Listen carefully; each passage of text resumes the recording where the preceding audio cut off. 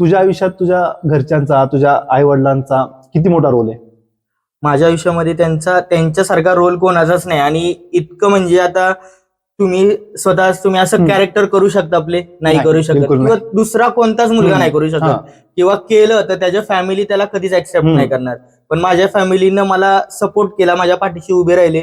आणि ते आताही मला बोलतात, तुला जशी रील करायची तू तशी कर, तशी.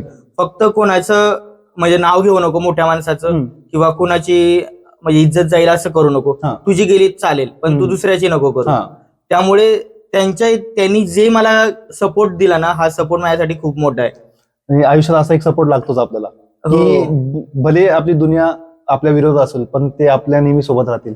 तसे नशिबाने तुझे आई वडील त्याच्यासोबत होते, इव्हन तो तुझे फ्रेंड्स पण होते. तू जसं हा. बोललास की ते फ्रेंड्स बोलतात की तू फनी कंटेंट बनवतो, ते आम्हाला कंटेंट खूप आवडतं. तर हा. मग अशा काही फ्रेंडची नावं घेणार की त्या पॉडकास्ट मध्ये सांगशील त्यांना की तुम धन्यवाद बोलशील त्यांना ह्या हा. Podcast through? असे कोणते कसं मित्र आहे आहेत तुझे? की फ्रेंड म्हणजे माझे गावचे फ्रेंड आहेत, हम्म. जे असं बोलतो आपण आळीमध्ये, हा. तर ते सगळे आहेत फ्रेंड. नावं नाही घेत मी, पण हम्म. सांगतो की ते फ्रेंड खूप सपोर्टिव्ह आहेत. जरी माझ्या मागून कुणी चर्चा केली हम्म. तरी ते मला लगेच फोन करून सांगतील की अरे हा हा असं बोलत होता. हम्म.